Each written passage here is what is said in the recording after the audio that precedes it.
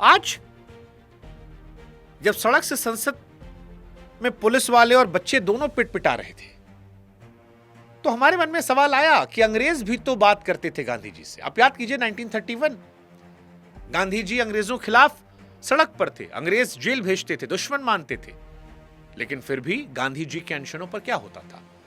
वो जालिम फिरंगी सरकार जो हमारी दुश्मन थी, जिसने हमें कैद कर रखा था, वो बातचीत करती थी, चिट्ठी रखती थी, वायसराय तक हिलते थे। इरविन ने गांधी को मेज पर बिठाया, बात की, समझौता हुआ। गुलाम देश में हुकूमत अपने दुश्मन से बात कर रही थी, लेकिन आज जब हिंदुस्तान आजाद है तो चुनी हुई सरकार 3 हफ्तों में एक बार में आई। फिर मैं कह रहा हूं, एक टेबल, 2 कुर्सी, बातचीत, सब खत्म हो जाता। ना ये बैरिकेड की जरूरत पड़ती, ना ये फोर्स की जरूरत पड़ती, ना बदनामी की जरूरत, ना मार पिटाई की, ना वो मेट्रो में हुए तमाशे की, ना वो अंदर से जो पुलिस वाला बंदूक ताने खड़ा था। पर ये सब कुछ नहीं हुआ मोदी जी। क्यों? क्योंकि बातचीत में आदमी को झुकना पड़ता है और सिस्टम को ऐसा लगता है इस दौर में कि झुकना सही नहीं है। एक्शन लेना आसान लगता है। सोनम वांगचुक को उठा लो, 2023 में पहलवान बेटियों घसीट लो, आज संसद के अंदर बंदूक तान दो, लाठी उठा के पीट दो, लेकिन बात नहीं करेंगे। अरे भाई, बात करना झुकना नहीं होता है मोदी जी, जिम्मेदारी निभाना होता है। और यहां ऐसा लगता है आपकी सरकार में एक्शन लेना आसान है, सुनना मुश्किल। और यहां मोदी जी आपको वाजपेयी जी याद करने चाहिए। मैं फिर कह रहा हूं, वाजपेयी जी आपके गुरु थे, आपकी पार्टी के पहले प्रधानमंत्री थे और ऐसे व्यक्ति थे जिनसे विपक्ष में भी सरकारें सलाह लेती थी। जब वो सत्ता में आए तो विरोधियों से भी रिश्ता बनाकर रखा। और वाजपेयी जी कहे थे ना मोदी जी कि सरकारें आएंगी, सरकारें जाएंगी, पार्टियां बनेंगी, बिगड़ेंगी, लेकिन ये देश रहना चाहिए, इसका लोकतंत्र रहना चाहिए।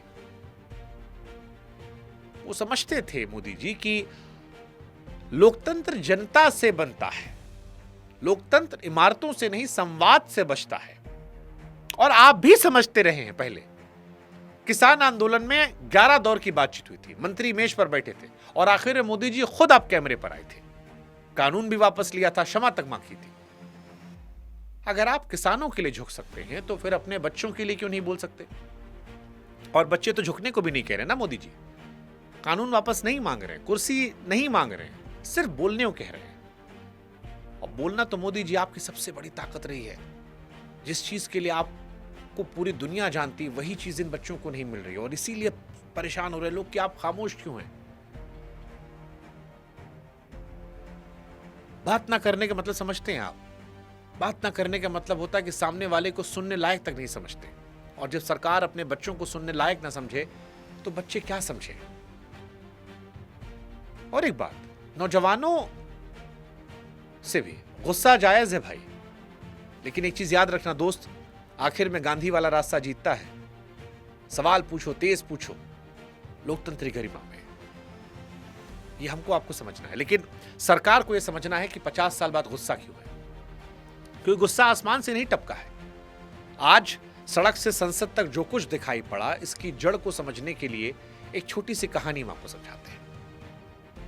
एक लड़का है छोटे शहर का, 3 साल से रोज सवेरे 4 बजे उठता है, चाहे ठंड हो, गर्मी हो, बरसात हो, बुखार हो, घर में पैसा कौड़ी हो, खाना हो ना हो, उठता है और मेहनत करता है।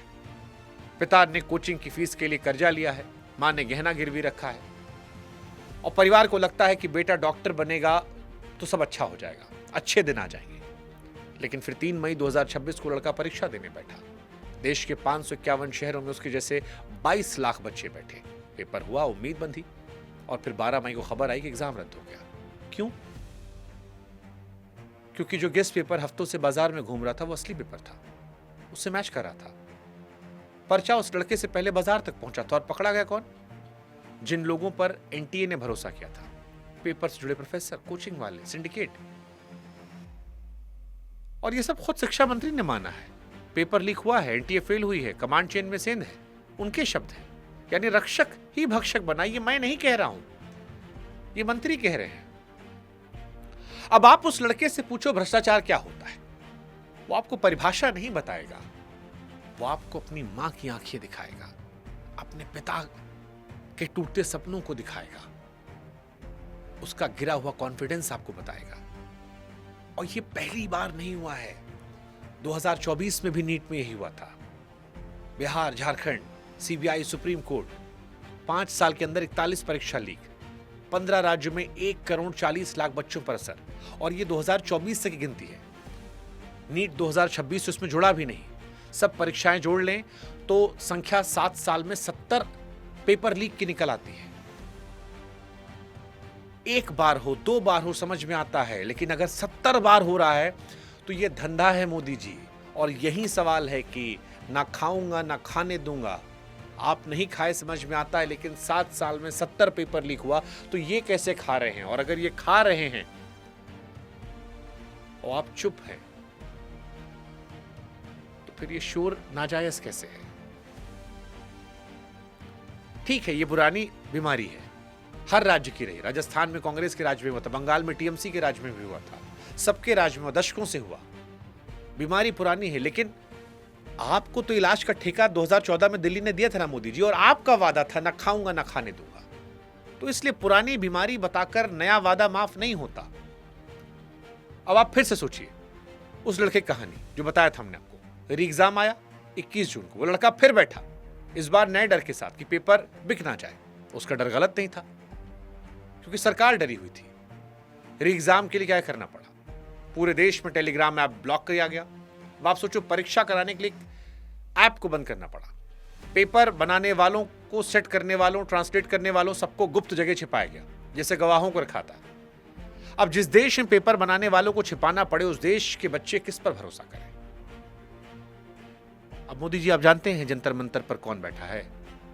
या आज जो प्रोटेस्ट हो रहा था, पॉलिटिकल लोग होंगे, लेकिन उन पॉलिटिकल लोगों के साथ आज जो भीड़ गुस्से में थी, उसमें ये लड़का भी था,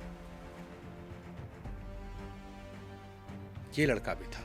और ये 50 साल पहले भी हुआ था, 1974 में। बिहार में छात्र आंदोलन उठा था, ऐसे ही मुद्दे थे, परीक्षा, बेरोजगारी, भ्रष्टाचार। सरकार वही थी, पूर्ण बहुमत वाली, ताकतवर, जवाब भी वही था। तब भी उस आंदोलन को छात्रों का नहीं, विपक्ष की साजिश बताया गया था। लग रहा है ना, पुरानी स्क्रिप्ट 50 साल बाद। फिर इतिहास में जो कुछ लिखा गया वो आज भी किताबों में पढ़ाया जाता है। इस देश ने सड़क की आवाज अनसुनी करने वालों को कभी माफ नहीं किया है। और इसीलिए कह रहे हैं कि मोदी जी, चुप्पी ब्याज समेत वसूली जाती है। आपकी सरकार ने कबूलनामा किया, कानून बनाया, ऐप बंद किया, लेकिन जब बच्चा सड़क पर आपसे बात करने आ रहा तो आप खामोश हैं। हालांकि हम ये भी कह दें कि ऐसा नहीं, सरकार कुछ नहीं की है, कदम उठाए हैं। री एग्जाम कराया है 21 जून को सख्त सुरक्षा में, लेकिन कराने वाले बोले थे, प्रधानमंत्री नहीं बोले थे। सीबीआई बैठक हुई, गिरफ्तारी हुई, सीबीआई बोली, प्रधानमंत्री नहीं बोले। पेपर लीक पर कानून बना, जेल, करोड़ों का जुर्माना, संसद बोली, प्रधानमंत्री नहीं बोले। 27 से कंप्यूटर से एग्जाम कराने का ऐलान हुआ, मंत्री बोले, प्रधानमंत्री नहीं बोले। टेलीग्राम तक ब्लॉक हुआ, आदेश जारी हो, प्रधानमंत्री नहीं बोले। यानी बोले लोग, लेकिन प्रधानमंत्री नहीं बोले, मंत्री बोला, एजेंसी बोली, संसद बोली, आदेश बोले, मशीनरी चली। ये मानने मुझे दिक्कत नहीं है, लेकिन फिर सवाल वही खड़ा है, मशीन भरोसा नहीं जोड़ती, आवाज जोड़ती है। भरोसा जोड़ने का काम उसका होता है जिसको देखकर जनता बटन दबाई थी। अब की बार मोदी सरकार, और इसीलिए आदमी कह रहा है कि मोदी जी, आप क्यों चुप हैं? आप ईमानदार हैं। अगर लोग कह रहे हैं नीचे वाले खा लिए, तो ये सवाल तो उठेगा ना मोदी जी कि घर का मुखिया ईमानदार हो, घर में रोज चोरी हो, तो चुप बैठे या चोर पकड़े? क्योंकि जो पकड़े गए हो प्यादे लगते हैं, प्रोफेसर, कोचिंग वाला दलाल। वजीर कहां है? छोटी मछलियों की बलि से बड़े तालाब साफ नहीं होते, ये समझना पड़ेगा। और इसीलिए आखिर में दिल की बात कह रहे हैं, दिल से कह रहे हैं। ये वीडियो हम मोदी जी के खिलाफ नहीं बनाए हैं, ये वीडियो उस कुर्सी से सवाल करते हुए बनाए हैं जिस पर आज मोदी जी बैठे हैं। कल को मनमोहन जी बैठे थे, कल कोई और बैठेगा, चेहरा बदलेगा, लेकिन ये सवाल हमेशा यही रहेगा। सवाल पूछने वाला दुश्मन नहीं है, सवाल पूछने वाली जनता है, और जनता काम यही है, पत्रकार का काम यही है। दुश्मनी साबित करना जनता की जिम्मेदारी नहीं है, लेकिन जवाब देना सरकार की जिम्मेदारी है।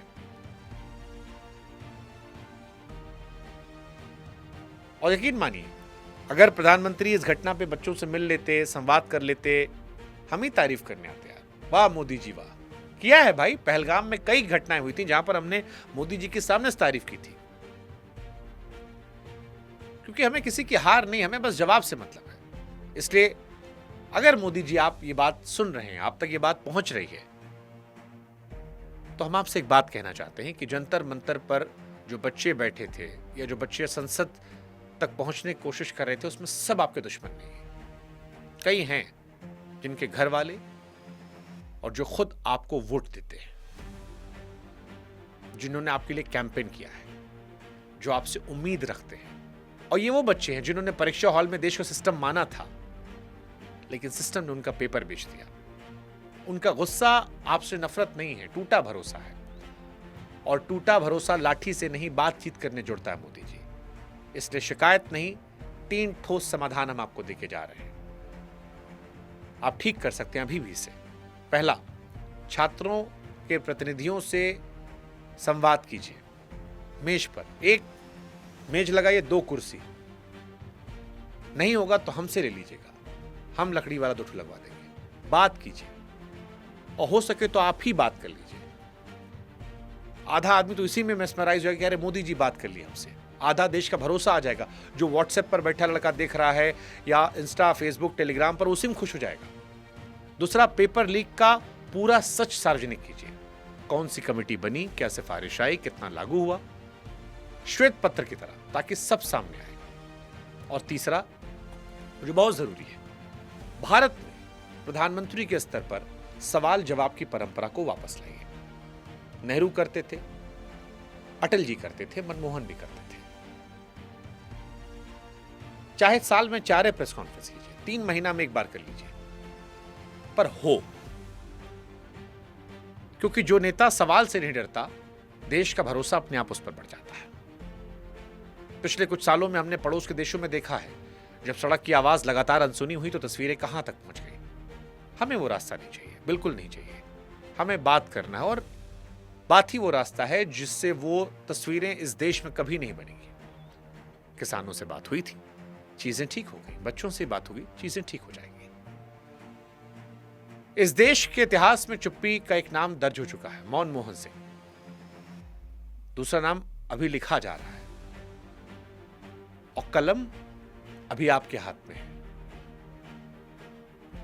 बस चुप्पी तोड़ने की देर है। सोचिएगा जरूर मोदी जी। बाकी जनता से ये चुप्पी कब टूटेगी, बातचीत होगी, आपको लगता है, कमेंट में लिखिए और ये सवाल पहुंचाइए, क्योंकि जिस दिन सवाल पूछना बंद हो जाएगा, उस दिन जवाब मिलना भी बंद हो जाएगा। दीवारें चाहे कितनी भी ऊंची हो, लोकतंत्र में आवाज पहुंचनी चाहिए, और ये आवाज हम उठाते रहें। इसलिए प्लीज आप भी हमारा साथ दीजिएगा, हमारे चैनल को सब्सक्राइब कीजिएगा, और हो सके तो व्हाट्सएप पर जरूर आइएगा, ताकि ये वीडियोस हम आप तक पहुंचा सकें। जय हिंद, जय भारत, नमस्कार।